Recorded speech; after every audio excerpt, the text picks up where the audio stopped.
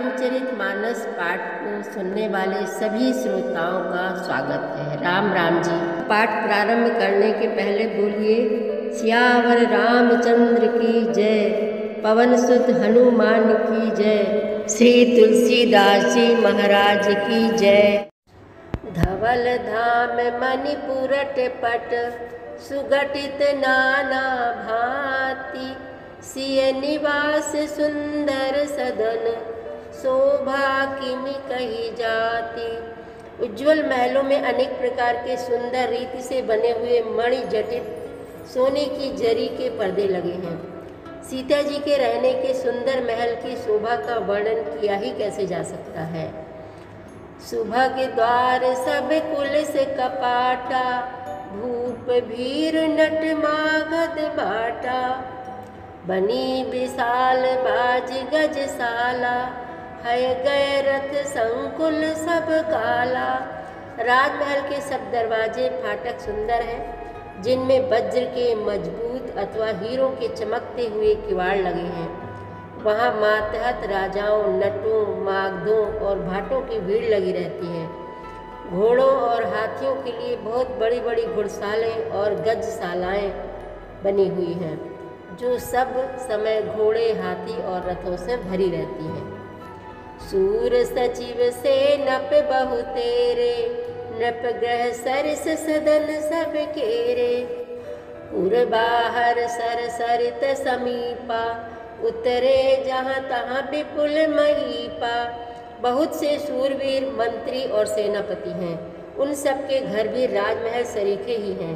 नगर के बाहर तालाब और नदी के निकट जहाँ तहाँ बहुत से राजा लोग उतरे हुए डेरा डाले हुए हैं।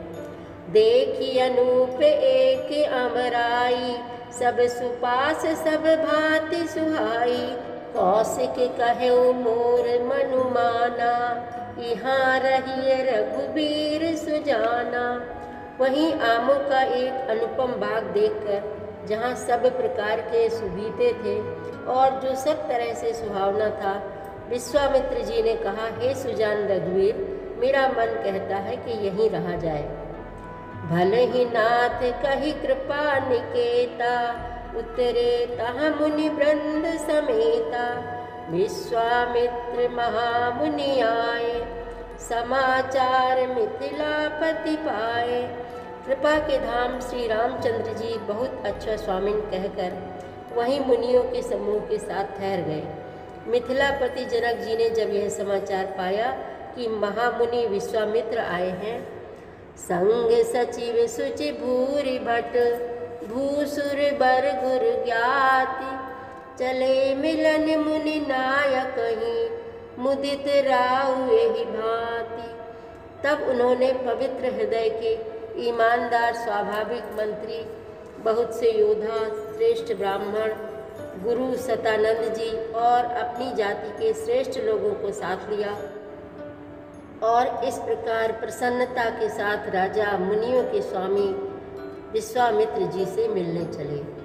कीन प्रणाम चरण धरि माथा, दीन असीस मुदित मुनि नाथा।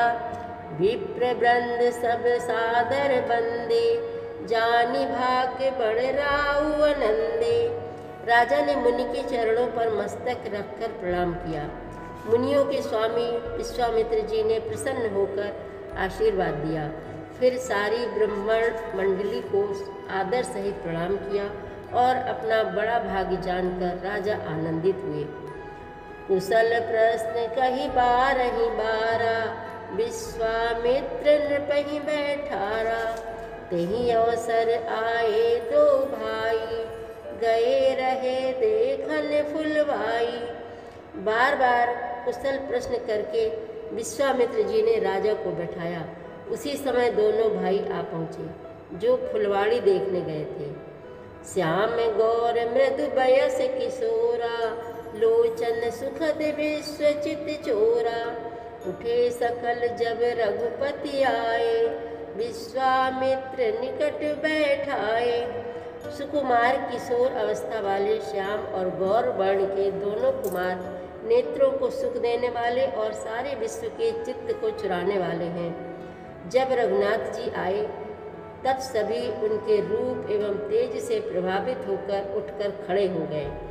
विश्वामित्र जी ने उनको अपने पास बैठा लिया।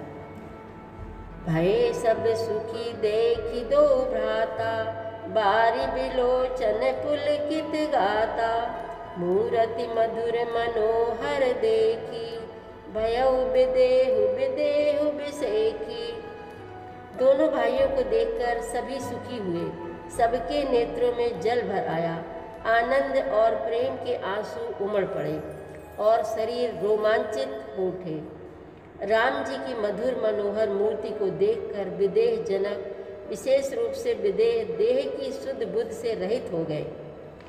प्रेम मगन मन जानि नप, कर विवेक धरि धीर, बोले मुनि पद नाय सिर, गद गद गिरा गभीर। मन को प्रेम में मग्न जान राजा जनक ने विवेक का आश्रय लेकर धीरज धारण किया और मुनि के चरणों में सिर नवाकर गदगद प्रेम भरी गंभीर वाणी से कहा, कहु नाथ सुंदर दो बालक, मुनि कुल तिलक किनप कुल पालक, ब्रह्म जो निगम नेति कही गावा, उभय बेस धरि की सोई आवा। हे नाथ, कहिए ये दोनों सुंदर बालक मुनि कुल के आभूषण हैं या किसी राजवंश के पालक, अथवा जिसका वेदों ने नेति कहकर गान किया है, कहीं वह ब्रह्म तो युगल रूप धरकर नहीं आए हैं। सहज विराग रूप मनु मोरा, थकित होत जिमि चंद चकोरा, ताते प्रभु पूछे सति भाऊ, कहु नाथ जन करहु दुराऊ। मेरा मन जो स्वभाव से ही वैराग्य रूप बना हुआ है, इन्हें देखकर इस तरह मुग्ध हो रहा है जैसे चंद्रमा को देखकर चकोर। हे प्रभु, इसलिए मैं आपसे सत्य निश्चल भाव से पूछता हूँ, हे नाथ बताइए, छिपाओ न कीजिए। इनहि बिलोकत यति अनुरागा, बर बस ब्रह्म सुख ही मन त्यागा, कहा मुनि बिहसि कहेहु नृपनीका, बचन तुम्हारे न होई अलीका। इनको देखते ही अत्यंत प्रेम के वश होकर मेरे मन में जबरदस्ती ब्रह्म सुख को त्याग दिया है। मुनि ने हंसकर कहा, हे राजन, आपने ठीक यथार्थ ही कहा, आपका वचन मिथ्या नहीं हो सकता।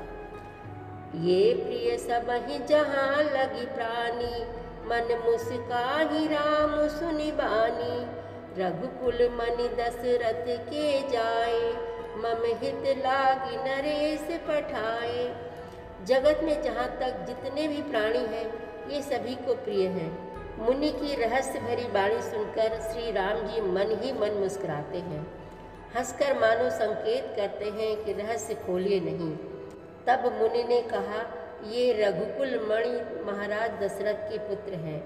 मेरे हित के लिए राजा ने इन्हें मेरे साथ भेजा है। राम लखन दो बंधु बर, रूपशील बल धाम, मख राख्यो सब साखी जगु, जिते असुर संग्राम। सियावर रामचंद्र की जय, पवन सुत हनुमान की जय, श्री तुलसीदास जी महाराज की जय। प्रतिदिन श्री रामचरितमानस पाठ में शामिल होने के लिए हमारे चैनल अपनी विरासत को सब्सक्राइब कर लीजिए और घंटी का बटन भी दबा दीजिए, जिससे रोज़ सुबह 7 बजे आपके मोबाइल में 3 दोहे रामायण पाठ के आ जाएंगे। वीडियो को ज़्यादा से ज़्यादा शेयर करके इस नए काम में भागीदार बनिए। धन्यवाद।